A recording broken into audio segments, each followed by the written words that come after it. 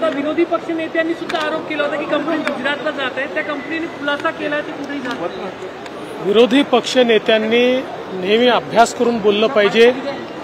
कुठेतरी काहीतरी बातमी आली की लगेच त्याच्यावर बोलायचं, माहिती न घेता महाराष्ट्राची बदनामी करायची, हे त्यांनी आता बंद केलं पाहिजे।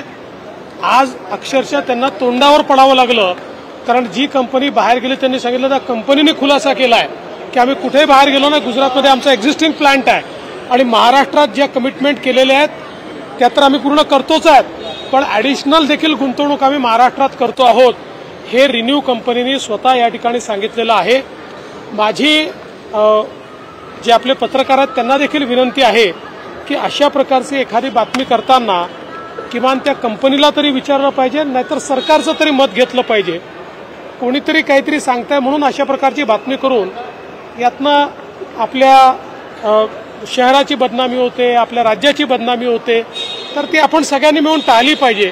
मला असं वाटतं यातनं विरोधी पक्षनेते काहीतरी बोध घेतील। मोदींचा दौरा आहे वर्धेला, मोदी येत आहेत, प्रचाराची ही सुरुवात म्हणायची का मोदींचा उद्याचा दौरा? मोदीजी यापूर्वी देखील आलेले आहेत, प्रचाराची सुरुवात असं मी म्हणणार नाही, आणि त्याचे आज अनेक लाभार्थी आहेत, त्या सगळ्या लाभार्थ्यांचं एक प्रकारचं संमेलन आहे।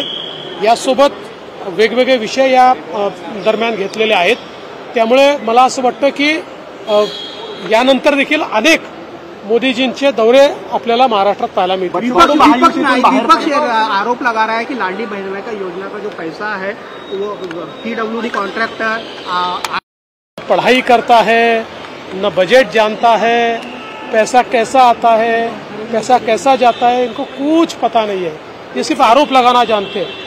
हमने लाडली बहन योजना को लगने वाला सारा पैसा बजट में अलग से रखा है और इसके लिए किसी योजना के साथ कॉम्प्रोमाइज नहीं किया।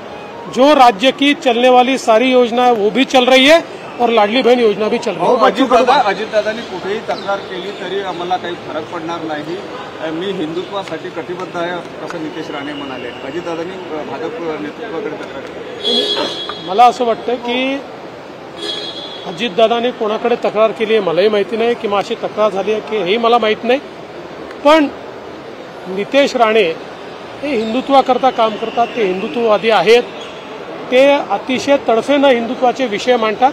अर्थात हे विषय मांडताना कधी कधी ते जे काही बोलतात त्याचे वेगळे अर्थ निघतात, त्या संदर्भात स्वतः नारायणराव राणे साहेबांनी त्यांच्याशी चर्चा केली आहे, मी चर्चा केली आहे, त्यामुळे ते त्याची काळजी निश्चितपणे घेतील। हिंदी में जो हमारा विपक्ष है वो लगातार महाराष्ट्र की बदनामी करता है। उन्होंने रिन्यू पावर इसका प्लांट महाराष्ट्र से गुजरात में गया, इस प्रकार का नैरेटिव तैयार करने का प्रयास किया। रिन्यू ने आज स्वयं प्रेस नोट जारी करके हम महाराष्ट्र में हैं, हमने अपना इन्वेस्टमेंट बढ़ाया है, चर्चा केली आहे, त्यामुळे ते त्याची काळजी निश्चितपणे घेतील। हिंदी में जो हमारा विपक्ष है वो लगातार महाराष्ट्र की बदनामी करता है। उन्होंने रिन्यू पावर इसका प्लांट महाराष्ट्र से गुजरात में गया, इस प्रकार का नैरेटिव तैयार करने का प्रयास किया। रिन्यू ने आज स्वयं प्रेस नोट जारी करके हम महाराष्ट्र में हैं, हमने अपना इन्वेस्टमेंट बढ़ाया है और बढ़ाएंगे, इस प्रकार से अपना कमिटमेंट दिया है। मुझे लगता है विपक्ष को मुंह की खानी पड़ी।